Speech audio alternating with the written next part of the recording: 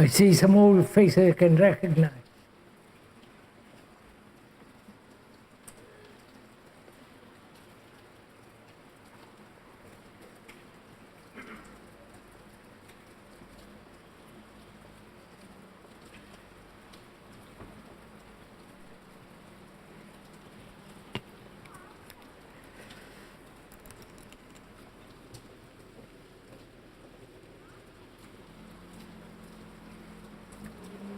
What shall we talk about?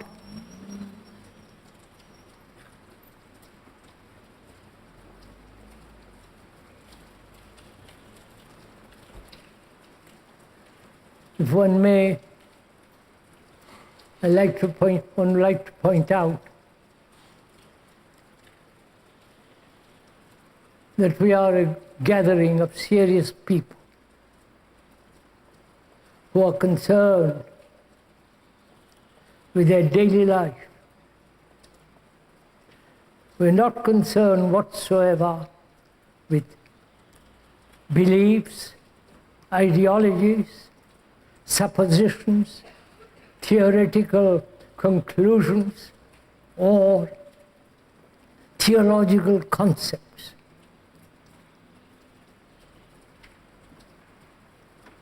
Nor are we trying to find a sect, a group of people who follow somebody.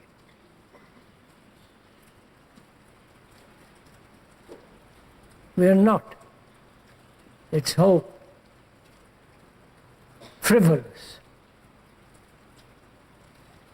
but rather that we are all together concerned with what is happening in the world and our responsibility to it. All the tragedies, the utter misery, poverty. Not in this country, there are no slums. We were told the other day, you couldn't have slums in this marvelous climate. Though it has been raining day after day.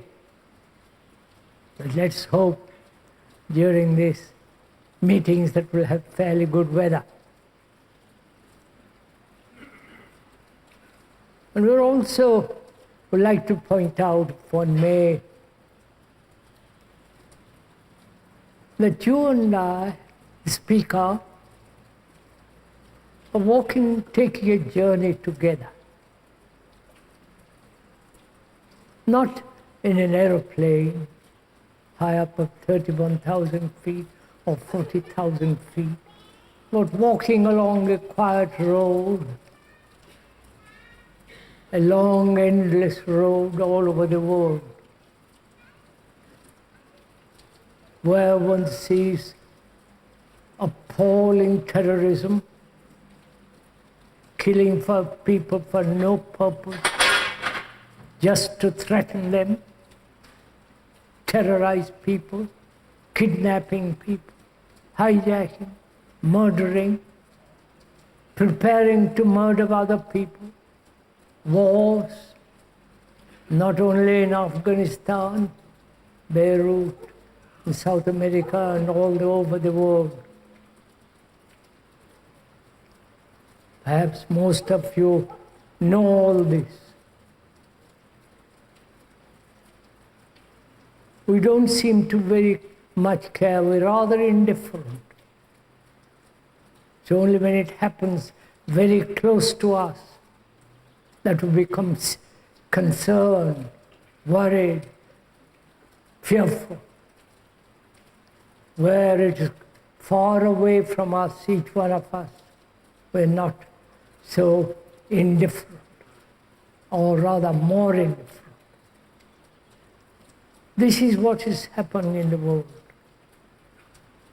Economic division, religious division, political division, and all the religious, sectarian divisions, and so on. There's a great deal of danger,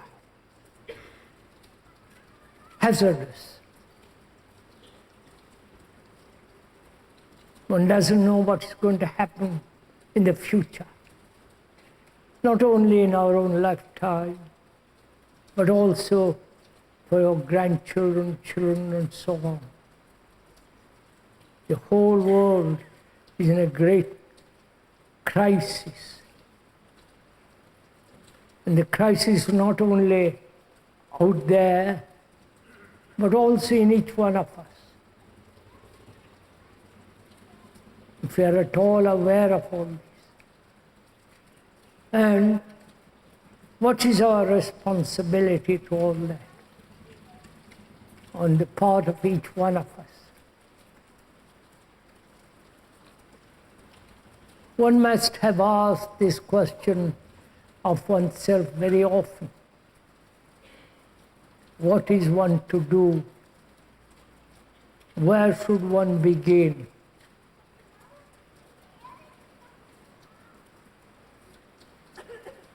Join a political party, Republican, conservative, democratic, communist,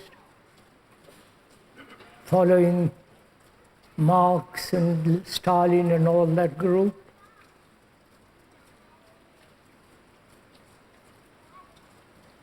Where would you all begin? What would each one of us do facing this terrible society in which we live? Each concerned with himself, with his own fulfillment, with his own sorrow, with his own misery, economic struggle, and so on and on. Each one of us is concerned with himself.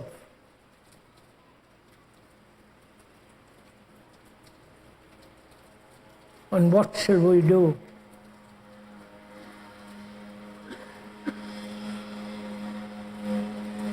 Shall we pray to God? Repeat prayers over and over and over again? Or belonging to some sect, some guru, and follow him, escaping from the world?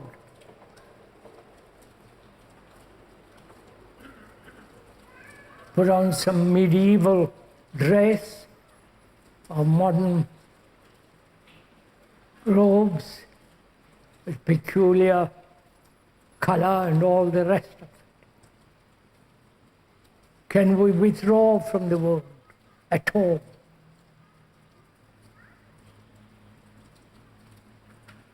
Like monks, both in India and here,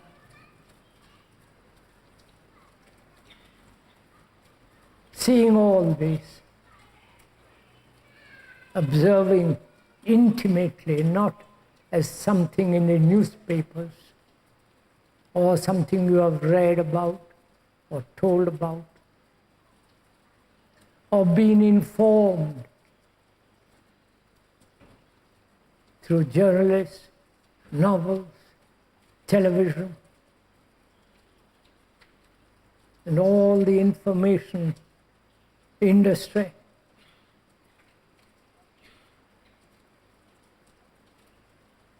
What is the role of each one of us? The responsibility.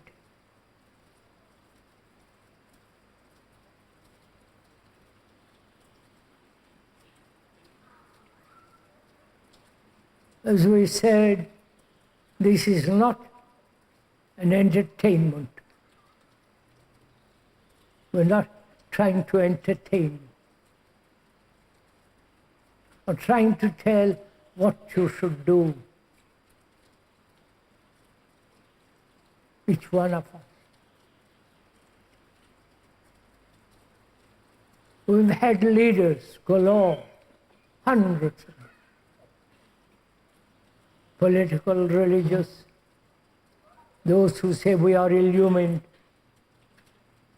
we have attained whatever they have attained. We've had thousands of leaders, political, economic, religious, sectarian, and they have been utterly helpless. They have their own theories, their own way, and there are thousands of people who are following them all over the world. Quantities of money, really enormous wealth. Not only the wealth of the Roman Catholic Church, but also the wealth of the gurus. It all ends up in money. So, if one may ask, what shall we do together? Or what shall we do as single human being?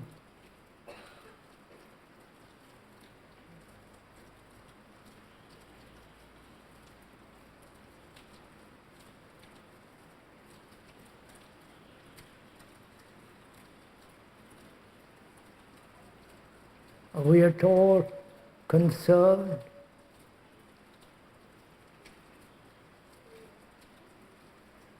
Or are we seeking some peculiar satisfaction, gratification for ourselves?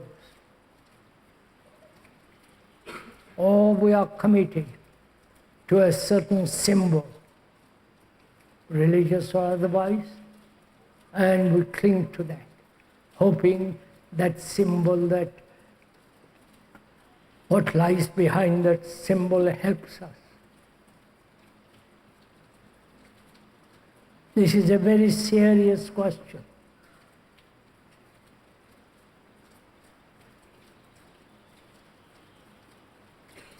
It's becoming much more serious now. But there is the threat of war.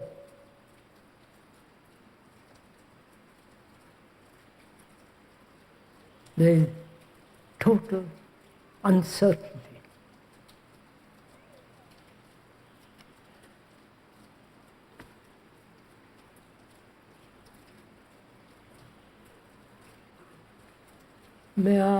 May the speaker inform you of a conversation he had with a Mr. X. May I? A conversation between this Mr. X and the speaker for several days continuously. The Mr. X has traveled all over the world, more or less, he told the speaker. He's fairly well read.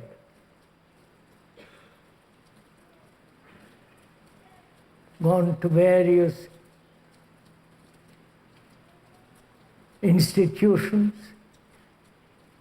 Sometimes he joined them, and with a rush he got out of them. He followed one guru or another and gave them up.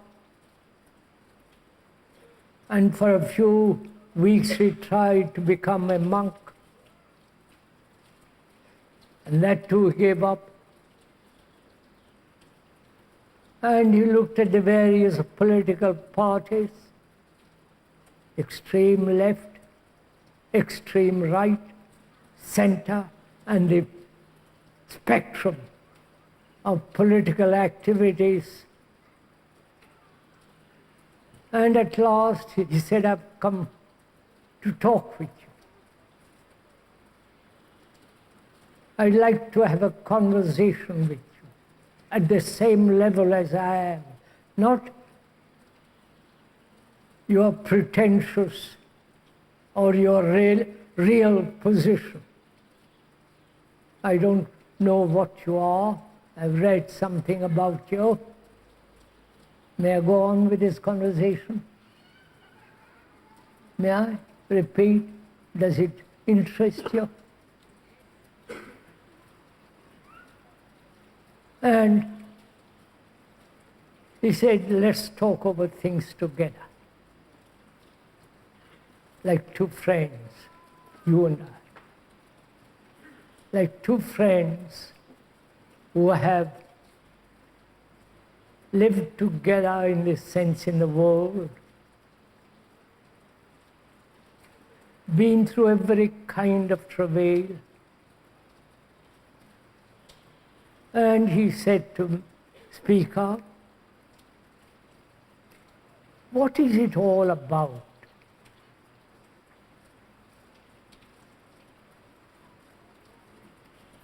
Why is man born like this? Why has he become, after many, many, many millennia, what he is now? Through that long period of evolution, long period of time, suffering, anxious, lonely, desperate, disease, death, and always the God somewhere above, among the Olympian mountains, or on the river Nile, or in the ancient city of Benares in India. Let's forget all about those gods. And let us talk together as two human beings living in this world, in this marvelous country, which is the earth, which is so beautiful, which is the mother of all things. Right? You're following all this? Mother was worshipped because the earth is the mother. The Greeks had the Athena with several breasts, I think 4 on each side, representing that she was the mother of the earth, mother as the earth. And so he gave this, Mr. X gave something of his inward thoughts, his outward activities. And he said, why, what is all this about? Why are human beings who have educated themselves, sophisticated, experts in technology, and can argue the hind legs of a donkey? You understand all these expressions? Who can invent gods and goddesses and everything? Why have human beings all over the world, why are they in perpetual conflict? Not only with the environment, not only with their governments whom they have elected or dominated by a Politburo, or dominated by some dogma invented by ancient priests.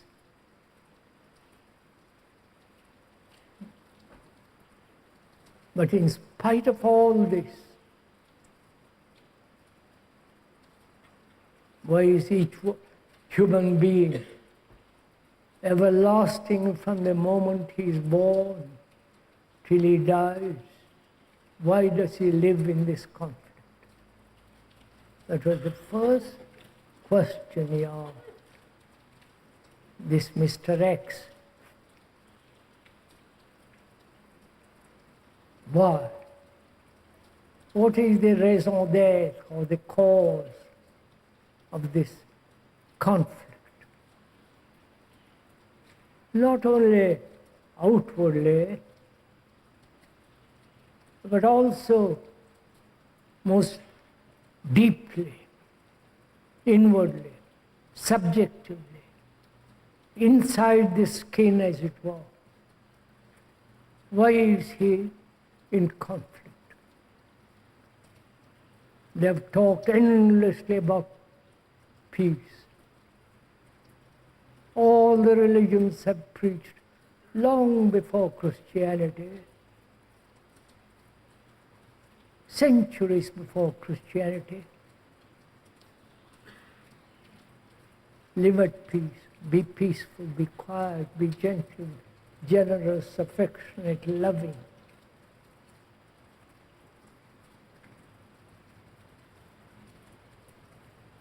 In spite of their propaganda, in spite of human beings programmed from their childhood, encouraged to be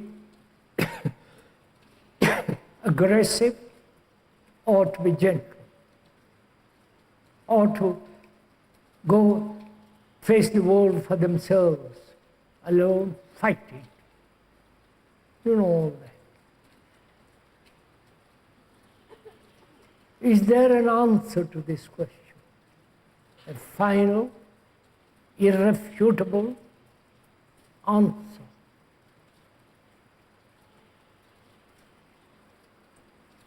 That is, can human beings in this world, living their daily life, going to the office,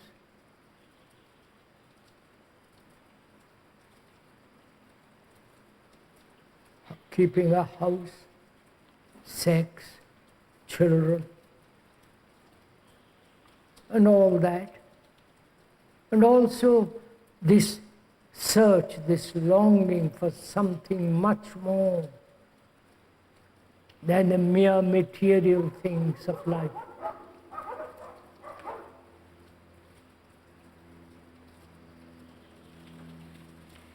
Can this question be ever solved?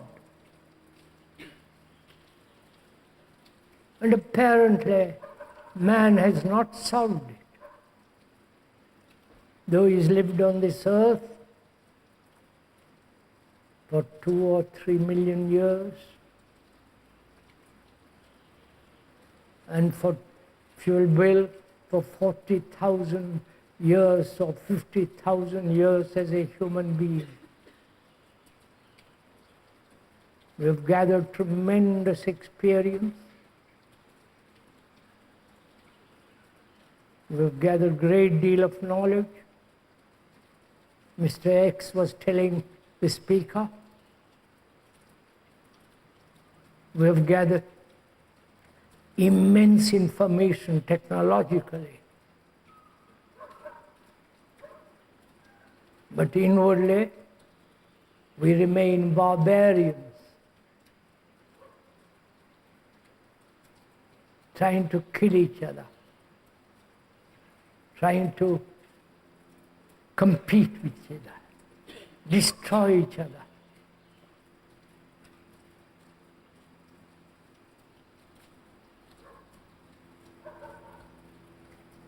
So he came all that way. He said a long distance, bus, train, aeroplane. And he said, answer this question. Is there a cause for this conflict? And if there is a cause, then let's discover what the cause is. Not that you are going to lead me or tell me, but together, you, Mr. X, and the speaker, together. Not that you will tell me and I will accept, or I will go and think about it and come to some kind of my own conclusion. But rather, he said, Mr. X, that together as two human beings, not one is sitting on a platform and the other sitting down below. Sorry. But together as two human beings who have gone through a great deal of life, the loneliness, the desperation, the anxiety, the uncertainty, wanting love and not finding it, or loving and not be satisfied with that. Always pushing, pushing, pushing. Always wanting to achieve something, whether it is heaven or illumination or enlightenment or become a multimillionaire, which is more or less the same thing. All want to achieve something. They're never content. They never know what peace is. They never sit quietly under a tree looking at the mountains, the rivers, the blade of grass, and the beauty of the earth and sunlight and the glory of an early morning.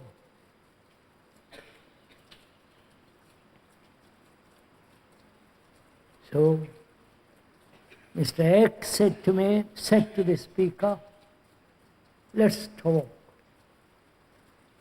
Let us question each other. Never accepting what he says or what you say.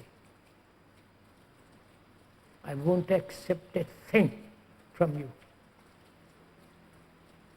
Nor will you accept a thing from me. We are on the same level. You may be very clever. You may have a reputation which is nonsense. You may go around the earth, only certain part of the earth. All that doesn't count. It has no value, with which the speaker agreed wholeheartedly.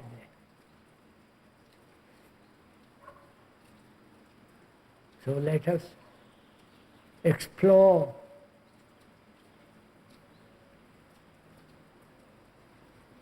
this curse which man has borne from the beginning of time.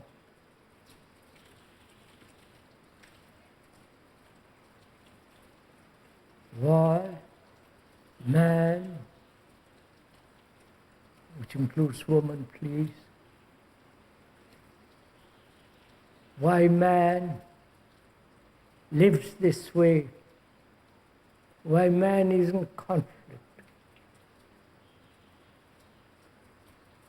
in his own intimate relationship,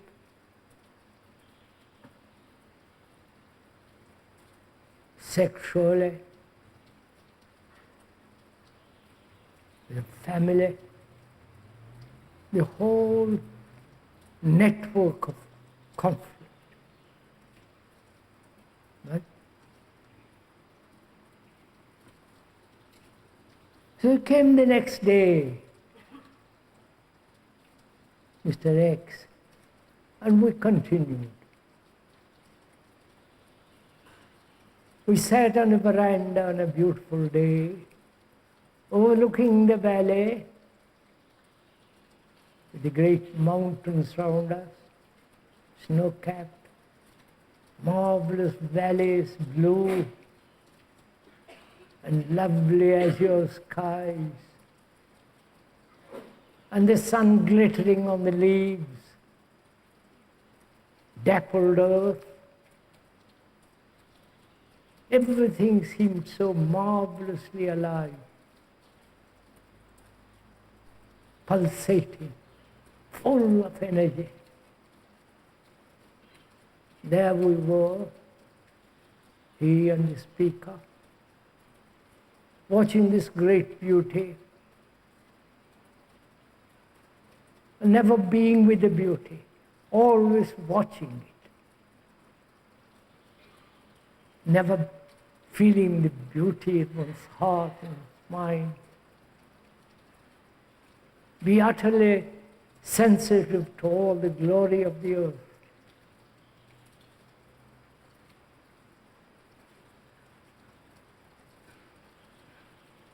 He said, we won't talk about beauty.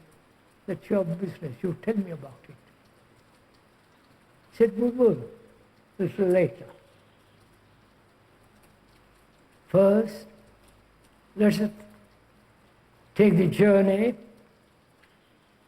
or explore together into this question of conflict.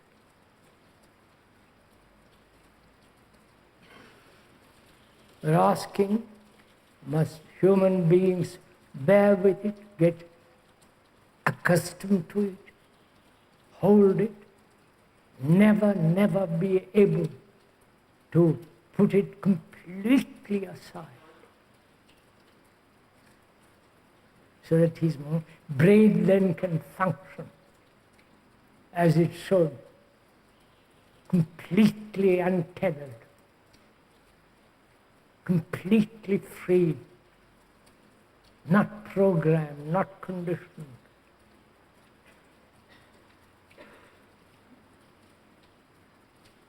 So now the speaker is putting this question to you. And also we discussed this, talked over, debated this point. What's the cause of it?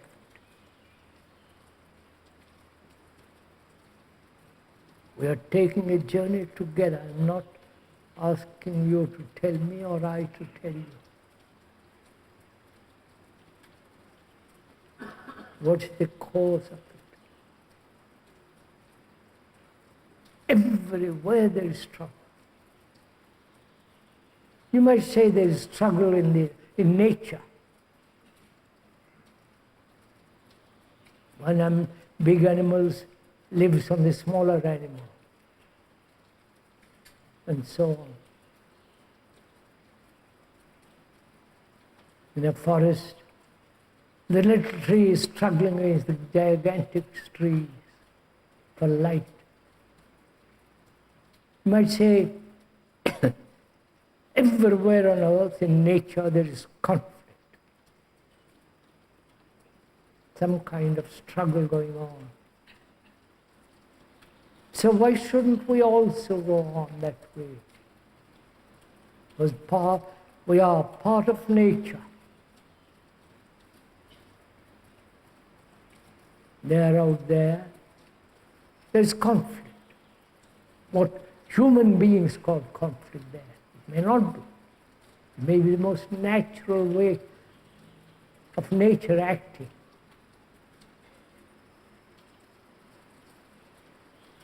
The hawk, the eagle kills the rabbit. Bears kill salmon. The tiger kills something swiftly, or the cheetahs. This goes on killing in nature. And one might say we're also part of this whole nature. So it is inevitable that we should be in constant struggle.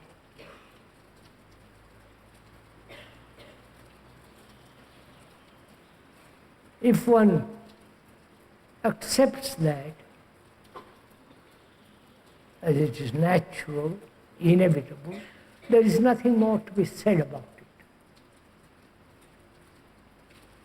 Because you say it's natural. We'll go on that way. Because we are part of the whole earth. But if one begins to question it, Mr. X was telling the speaker, if you begin to question it, then where are you?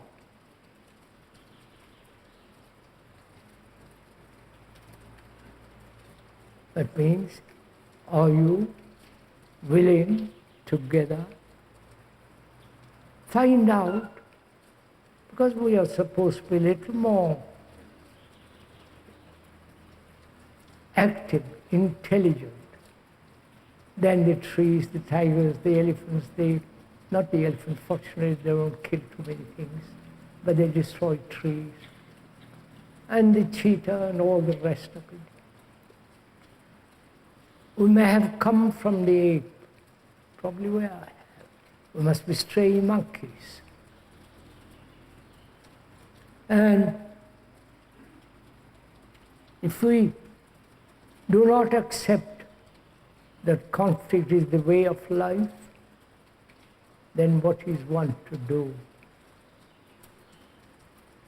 Where does one start to understand the whole movement of conflict?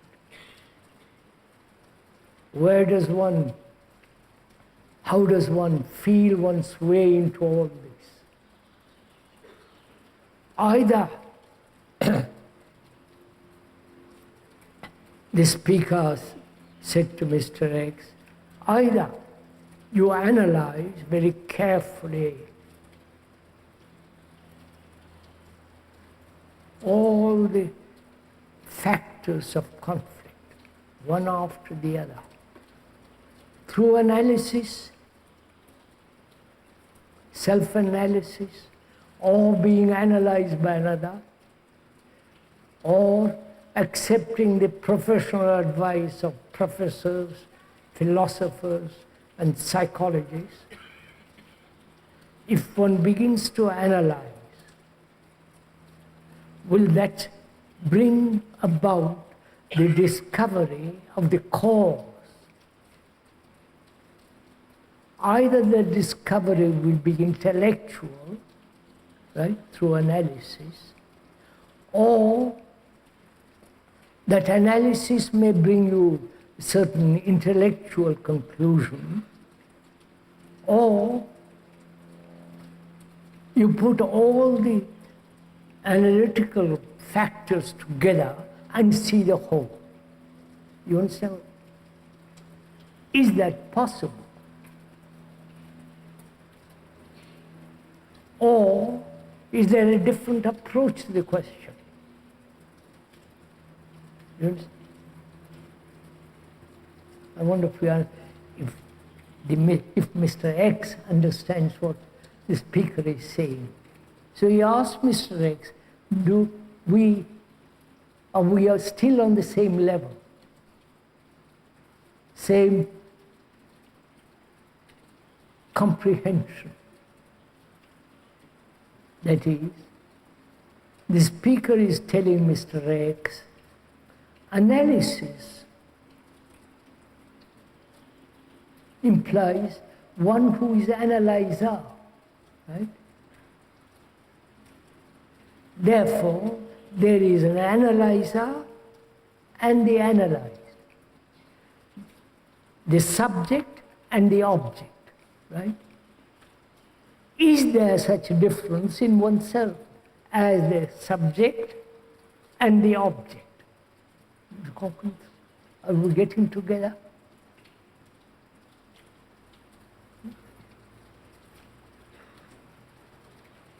That's the first question the speaker asking Mr. X. You are the Mr. X. The analyzer has been encouraged through education, through conditioning, through being programmed that he, the analyzer, is different completely from that which he analyzes. Right? Under a microscope, when you look at something very attentively, that very attention gives greater light to that which is being observed. Right?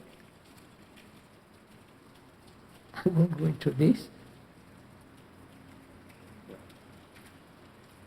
The speaker says, I'm going to question the whole attitude towards analysis. I'm not accepting, the speaker is saying, I'm not accepting what the professionals said about analysis, including those people who come from Vienna, or the latest American psychologists. I'm not accepting any of those. The speaker tells Mr. X, but I question it. I question not only the activity of analysis, but who is the analyzer? If you can understand the analyzer first, then what need there be for analysis? For instance, am I going too fast? May we go together in this? I analyze myself. I've been angry or greedy or sexual, whatever it is. And in analyzing, that's breaking up and looking at it very carefully, step by step, who is the observer? Is not the observer, the speaker is telling Mr. X, don't accept what he says, but together question, doubt. Is not the analyzer all the accumulated past remembrances. His condition through experience, his knowledge, his way of looking at his life, his peculiar tendencies, his prejudices.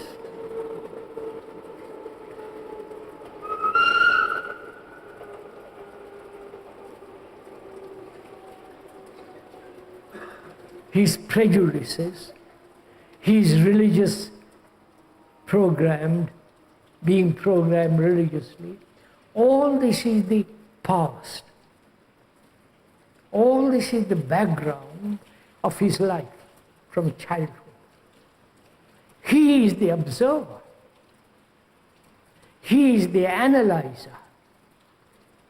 Whether that background includes communal remembrance, racial consciousness, and so on, so on. He is the observer. And then the observer breaks it up into the observed and the observer. Right? So that very division in analysis creates conflict. Right? Are we together? You are the Mr. X, I am the speaker. Are we taking the same journey together? That is, the moment there is a division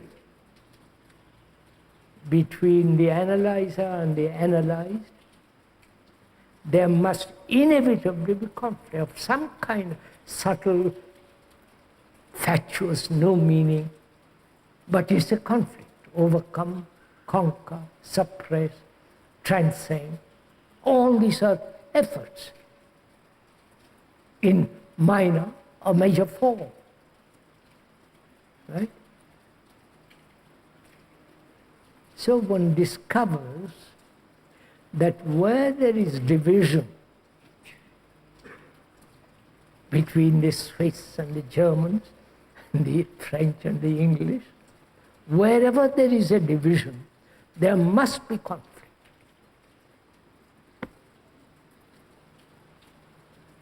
I and you, we and they.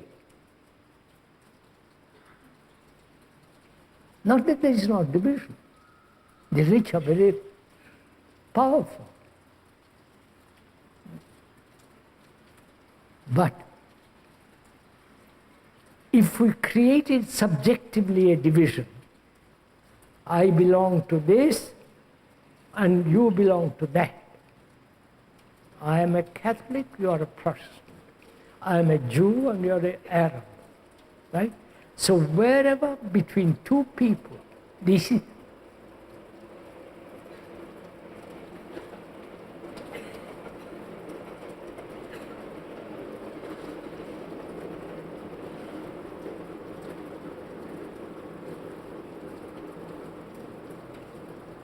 so whenever there is this division between man and woman, between God and earth, between what should be, what is.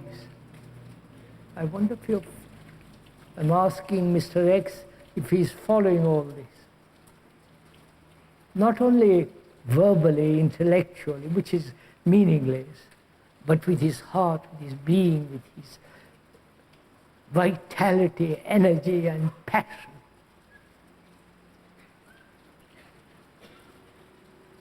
That wherever there is a division, me and you. I'm a woman and you're a man.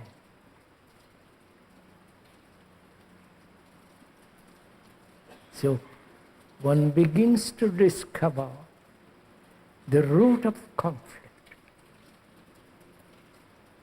Is it possible for a human being living in a modern world, going to a job, earning a livelihood, right? Business there, family here. I'm aggressive there and mild with my wife, submitting and bearing, all that. So that one's life becomes a contradiction. Right? Can that contradiction end? Otherwise we live in conflict. Otherwise one becomes a hypocrite. If one likes to be a hypocrite, that's all right too. But if one wants to live very honestly, which is absolutely necessary,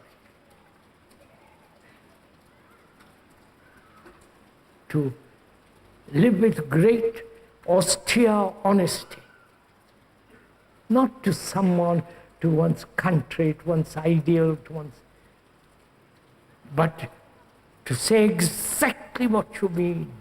And what you mean, you say. Not what others have said, and you repeat. That's not honesty. Or believe in something and do quite the opposite. Right? All talk about peace. Right? Every government, every religion, and every preacher, including the speaker, talks about peace.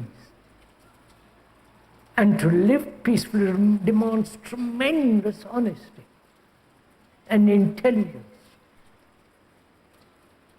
So, is it possible, living in the 20th century, or now, to live inwardly first, psychologically first, subjectively, not to have in oneself any kind of division, please do inquire, search, ask with passion. Passion doesn't include fanaticism. Passion doesn't demand martyrdom. Right? It's not something you are so attached, and that very attachment gives you passion. You understand? That's not passion. It is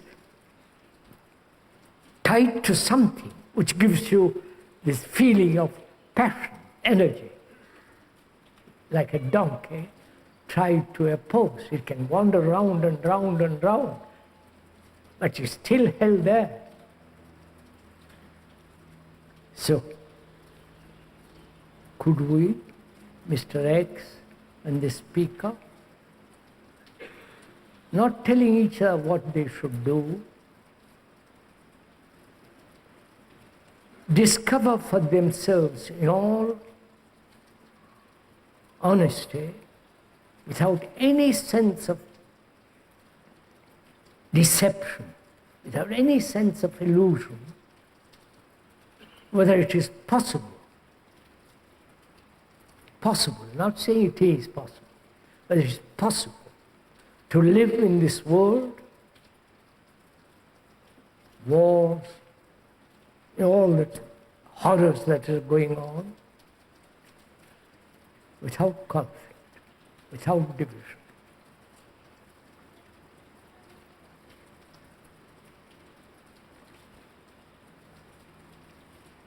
Don't go to sleep, please.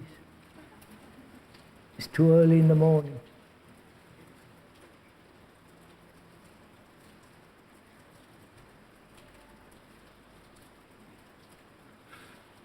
If you are asked, you are the Mr. X, if you are asked, what should your answer be inwardly?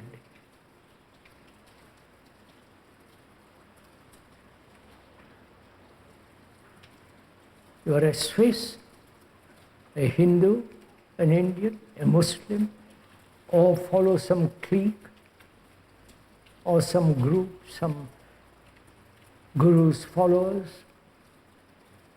Wouldn't one have to abandon all that completely?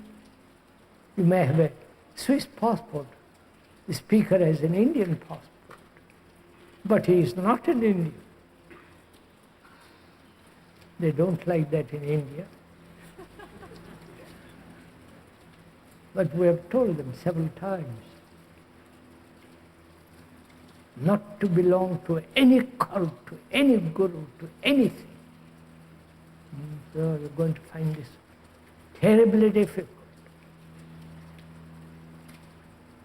Not at the end of it you stand alone, but that is the comprehension, the inward awareness, insight into all that thing which is really nonsensical. It may give one momentary satisfaction, belonging to something, belonging to a group.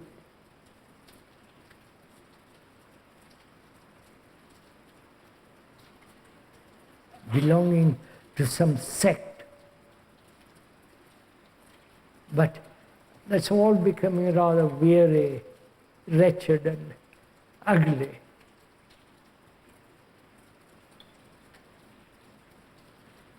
So can one not be attached to any of this?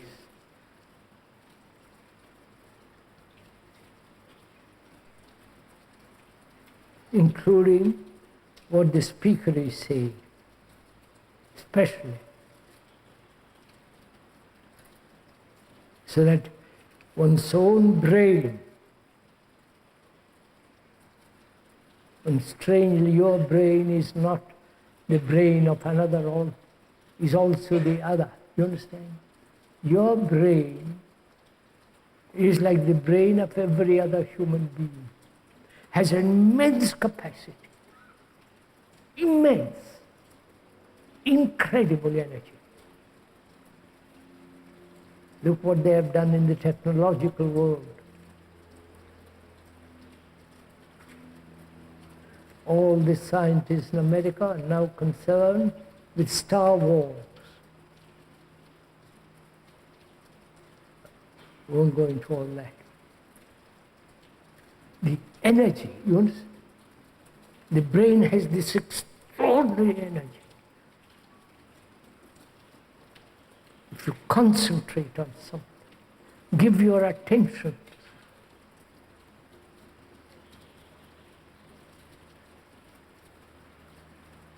They have given attention to kill other human beings. So the atom bomb came into being.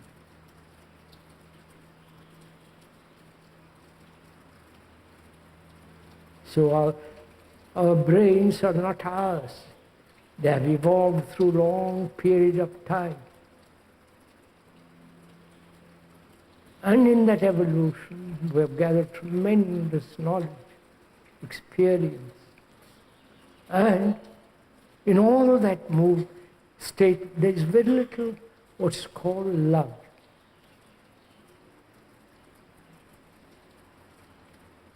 Yes? I may love my wife or my children or my country.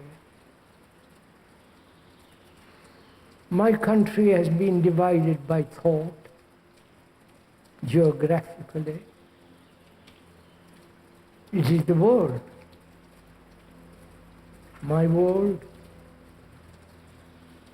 the world in which one lives, is the entire world.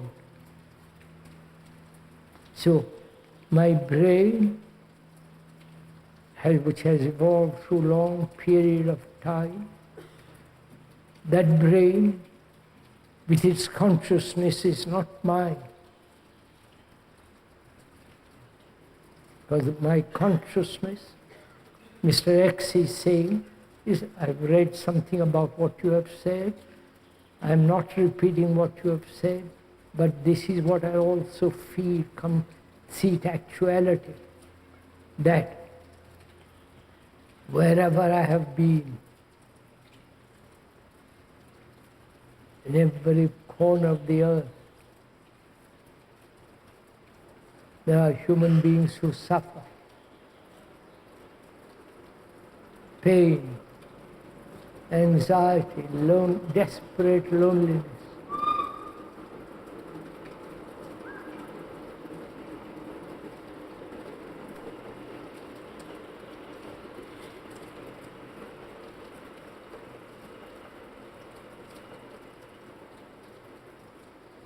And so our consciousness is shared by all other human beings. Do you realize this? Not up here, not intellectual, but actually. If one really feels that, then there will be no division. I don't know. Whether Mr. X, I ask him, do you see this reality? Not a concept of it, not an idea of it, not the beautiful conclusion, but the actuality of it. The actuality is different from the idea of actuality, right? You're sitting there, that's actual. But I can imagine that you're sitting there, which is totally different. So, our brain, which is the center of our consciousness, with all the nervous responses, sensory responses, center of all our knowledge, all experience, knowledge, memory. Your memory may vary from another, but it's still memory. You may be highly educated, the other may have no education at all, doesn't even know how to read and write, but is still part of that, Right? So, your consciousness is shared by every human being on this earth. Therefore, you are entire humanity. You understand, sir? You are in actuality, not theoretically or theologically or in the eyes of God we're all one. Probably gods have no eyes. But in actuality, wherever we go, there is this strange, irrevocable fact that we all go through the same mode, same anxiety, hope, fear, loneliness brings such desperation. So we are mankind. And when one realizes that deeply, conflict with another ceases, because you are like me. Wonderful. So that's what we talked about, Mr. X and Mr. K. And also we continued about other things, for he was there for several days. But we first establish a real relationship, which is so necessary. When there is any kind of debate, any kind of communication, not only verbal, but not words don't convey profoundly what one wants, one desires to convey. So, at the end of the second day or the first day, we said, where are we? You, Mr. X, and Mr. K, where are we in this? Have we brought about not change? Change implies time. I don't know, I will go into that another time. Have we merely gathered, as we gather harvest, we sow, which is you have come here, which is part of sowing, and you have listened to K, and Mr. X, what have you gathered? Which means gathering means accumulation. Right? You have gathered so much information. Please follow this. We'll stop presently. Don't get sleepy or nervous. You've gathered so much from professionals, from psychologists, from psychiatrists, from all. Instead, gathered. And Mr. X, K asks him, have you gathered also? If you have gathered, then it becomes any other gathering. I know I've gathered, or rather learned how to climb the mountain. Now I'm an expert at climbing the mountain. I'm not, but so our brain is like a magnet, gathering.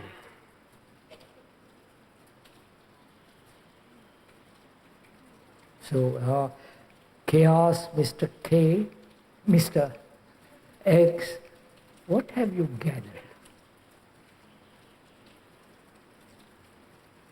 Or are you free from gathering? Please, you understand? Please, if you have the patience, listen to this. Do we ever stop gathering?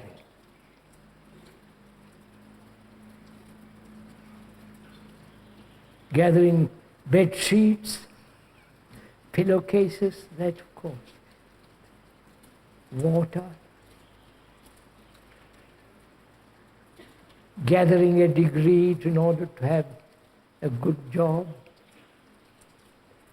For practical things in life, one has to gather, right? But to see where gathering is not necessary, that's where the art of living comes.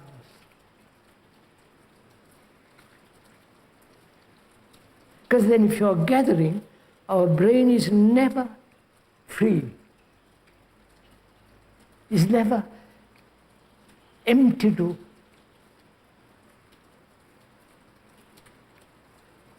We won't go into the question of emptiness, but that's a different matter. But are we aware that we are gathering? As we gather habits. And when you have gathered, so very difficult to get rid of it. This gathering conditions the brain. Born in India, belonging to a certain type of people, tradition, religious, very, very, very orthodox. And you have gathered all that. And then to be free of all that takes immense inquiry. Searching, looking, watching, aware, and what you say, what follow. So, is it possible not to gather at all? Please consider this. Don't reject it. Find out. You have to gather knowledge to go to your house, how to drive a car, what kind of, to speak a foreign language, you have to gather words, verbal irregularities and all the rest of it. But inwardly, is it necessary to gather at all?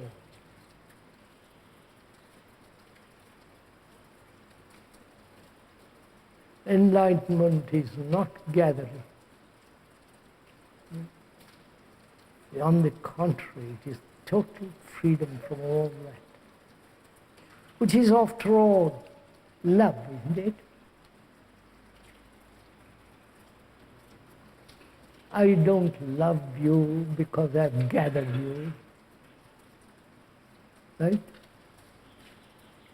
I have sexually been satisfied with you, or you are companionable, or I'm lonely and therefore I depend on you. Then it becomes a marketable thing. Then we exploit each other, use each other, sell each other down the river. Surely that's not love, is it?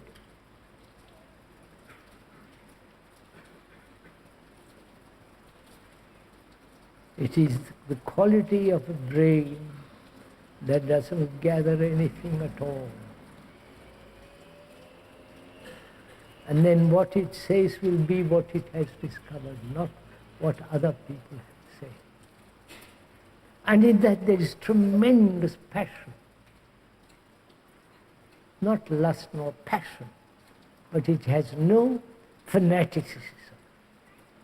I don't suddenly become a strict vegetarian, now won't touch salt. Or I'm a Muslim, fanatical Shiites. You understand? They've all passion of a certain type. but they have become fanatical, inclined to martyrdom, all the rest of that business. So I'm asked, the speaker K is asking, Mr. X, find out if you can live without gathering.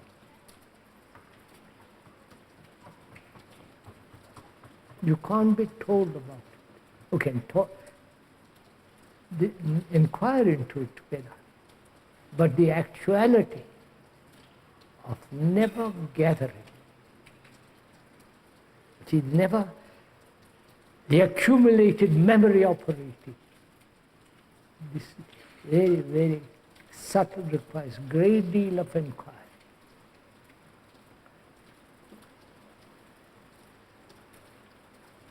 May we stop now? It's an hour and a quarter. We have talked. You haven't talked, but Kay has talked. But we have had a communication with each other. But we have established the basis of a communication in which there is no superior and the inferior. One who knows and one who does not know.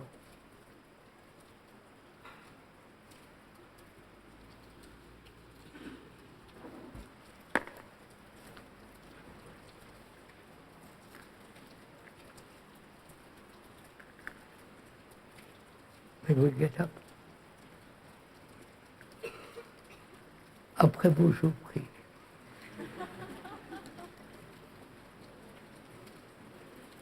After you.